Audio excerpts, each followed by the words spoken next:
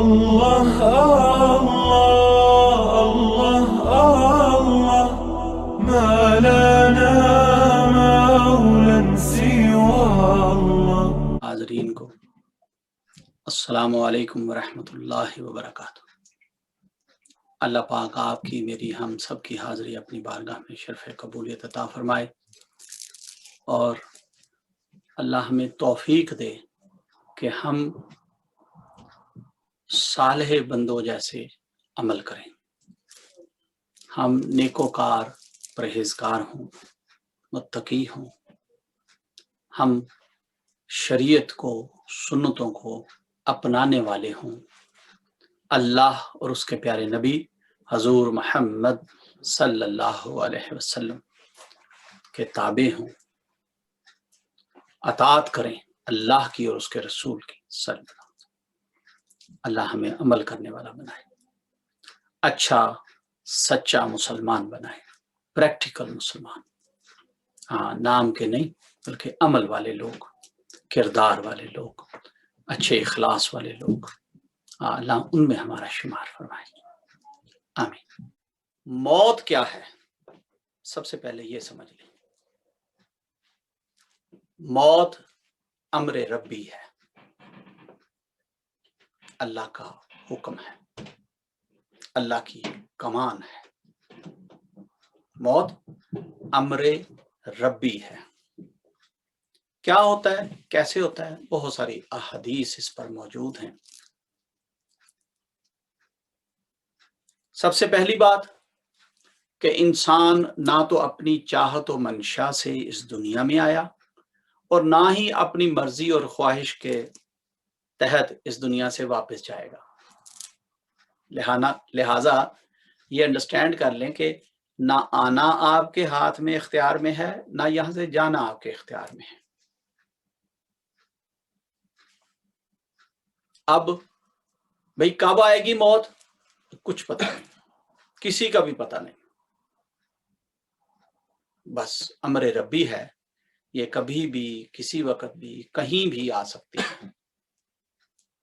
ضروری نہیں ہے کہ بوڑھے لوگ مریں گے، جوان لوگوں کو کچھ نہیں ہوگا، نہیں، جوان بھی مریں گے، بوڑھے اور جوان مریں گے کیونکہ انہوں نے عمر پریکٹس لائف گزاری ہوتی ہے، تو بچوں کو کچھ نہیں ہوگا، نہیں، بچوں کو بھی موت آتی ہے۔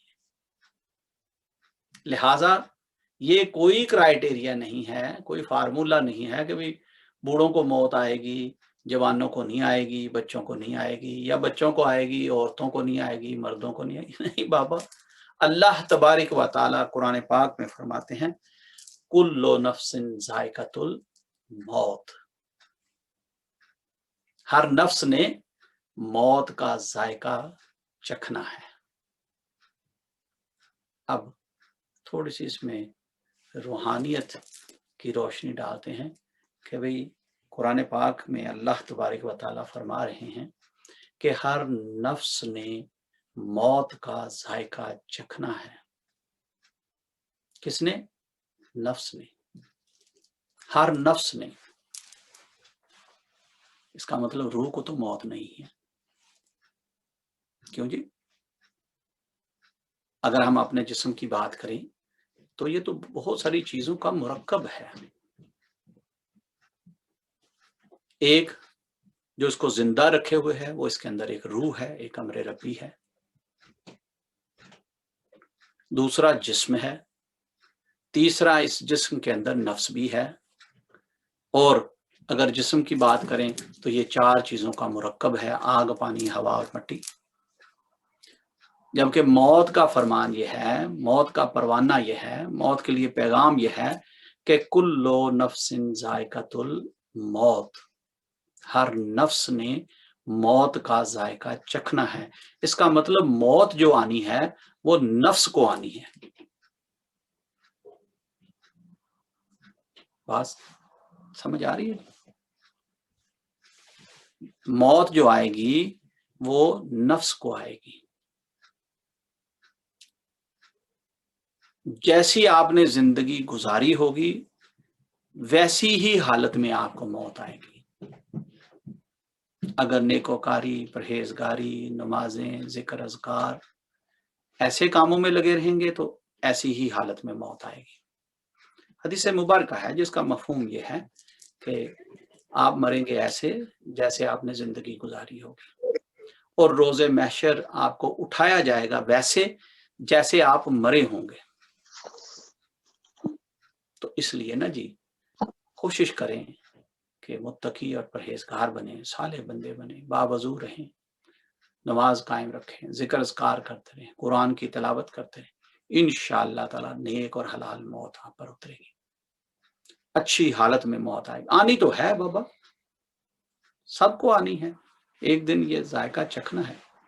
ہاں جو لوگ اللہ کے ذکر میں مشغول رہتے ہیں، جیسے کہ میں نے ابھی نعت شریف و حمد شریف میں یہ بات کلمات سنی، موت آنی ہے، لیکن جب آپ اللہ اللہ کرتے ہوئے دنیا سے جائیں گے تو وہ ایسے ہی ہے جیسے کلائمیٹ چینج ہو گیا، آپ ایک روم سے دروازے میں سے گزر کے دوسرے روم میں چلے گئے، وہاں پہ لوکیشن اور ہے، وہاں کی سسٹم اور ہے، وہاں کی آب و ہوا اور ہے، وہاں کا ایٹماسفیئر اور ہے، وہاں پر کلائمیٹ اور ہے۔ بالکل اسی طرح موت صرف ایک دروازے سے زیادہ نہیں رہ جاتی۔ کن لوگوں کے لیے؟ متقی اور پرہیزگار لوگوں کے لیے، ذاکرین کے لیے، جن کے دل ہر وقت اللہ کے نام سے دھڑکتے ہیں۔ موت آتی ہے ایسے جیسے ایک کمرے سے دوسرے کمرے میں، دروازے میں سے گزر گئے، بس پتہ بھی نہیں چلا۔ بڑی پیاری موت ہے اللہ والوں کے لیے۔ بس وہ جو نزاع کا وقت ہے نا وہ بڑا سخت ہے، بچائیں اس کو، پروٹیکٹ کریں اپنے آپ کو۔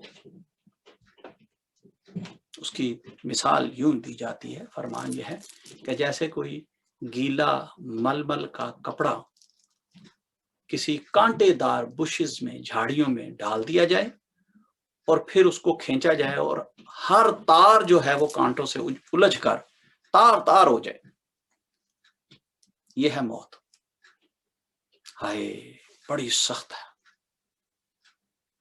سن لیں، وہ جو نزاع کا وقت ہے، جو موت کا وقت ہے، وہ بڑا سخت ہے۔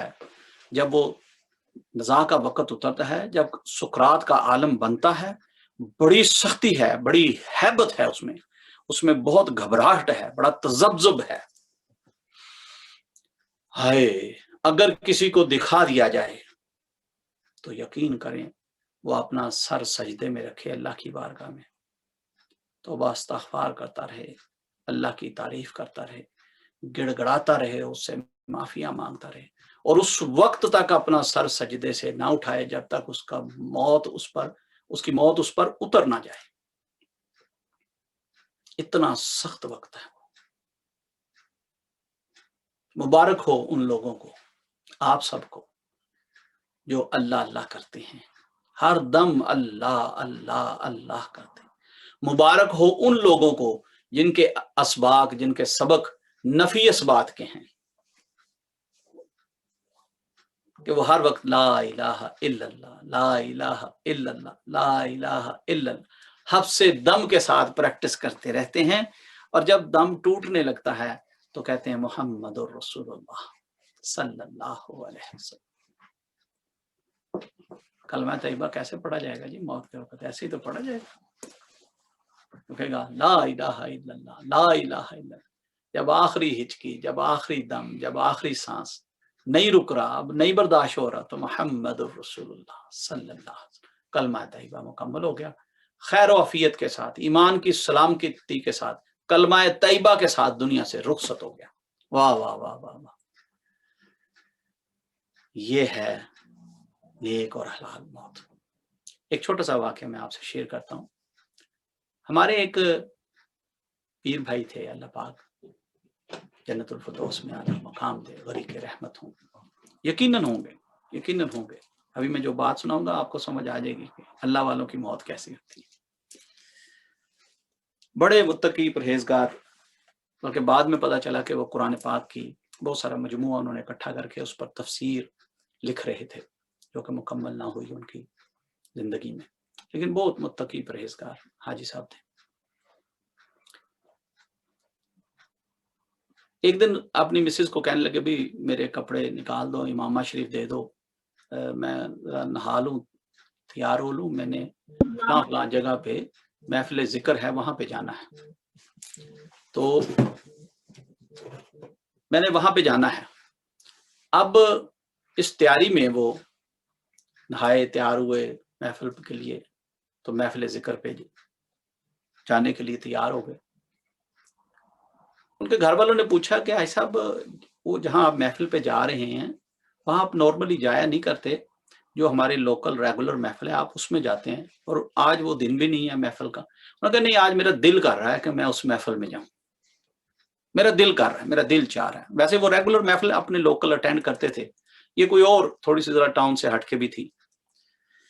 تیار ہوئے، محفل میں چلے گئے۔ وہاں پہ چونکہ وہ صاحب توجہ تھے، صاحب ارشاد تھے، ساتھیوں نے توجہ کے لیے بٹھا لیا۔ سامنے مخلوق بیٹھی ہوئی ہے، پبلک بیٹھی ہوئی ہے، لوگ بیٹھے ہوئے ہیں، ذکر ہو رہا ہے، محفل چل رہی ہے بڑی عروج پہ۔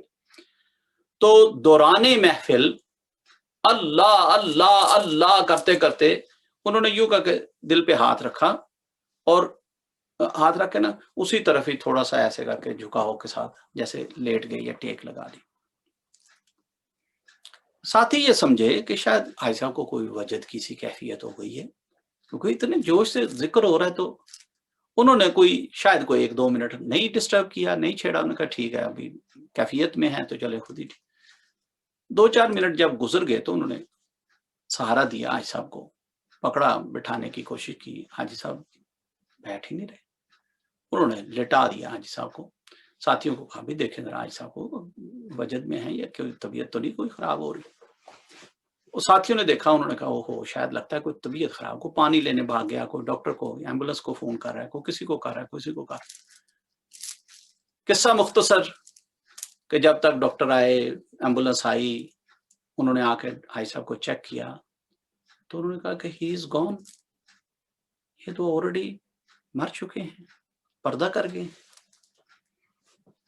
اب ذرا غور کیجئے گا اس بات پر کہ ایک نمازی پرہیزگار آدمی، اس دن تو محفل بھی نہیں تھی ان کی، کسی اور کی محفل میں گئے ہوئے، لیکن اللہ پاک جب اپنے بندوں کو وہ موت والا وقت دیتا ہے تو کتنا خوبصورت وقت دیتا ہے۔ جانا تو تھا، بھائی صاحب گھر میں بھی ہوتے تب بھی چلے جاتے، لیکن اللہ نے حکم کیا فرمایا ہوگا فرشتے کو کہ جاؤ بھی فلاں فلاں جگہ پہ میرے بندے میرا ذکر کر رہے ہوں گے، ان میں یہ فلاں فلاں بن فلاں فلاں بیٹھا ہوگا بندہ میرا، جاؤ اس کی روح قبض کر کے لاؤ۔ کہاں ملے گا یا رب العزت؟ وہ میرے ذکر والوں میں ملے گا، میری محفل میں ملے گا، ذکر کی حالت میں ملے گا، پاک صاف ملے گا، تیار، بالکل غسل کر کے بیٹھا ہوا ہے، آنے کے لیے میرے ساتھ ملنے کے لیے تیار ہے۔ ہائے اللہ اکبر، اللہ اکبر۔ اللہ پاک حاجی صاحب کے درجات اعلیٰ ترین فرمائے۔ اللہ ہمیں بھی ہمت، طاقت اور توفیق دے کہ ہم سدا محفل ذکر، حلقہ ذکر اور اللہ کی یاد میں بیٹھے ملیں، تاکہ جب ہمارا بھی وقت آئے ہم بالکل پاکیزہ ہوں، پاکیزہ و منزہ ہوں، ہم بھی تیار بیٹھے ہوں، ہم بھی اس کی یاد میں بیٹھے ہوں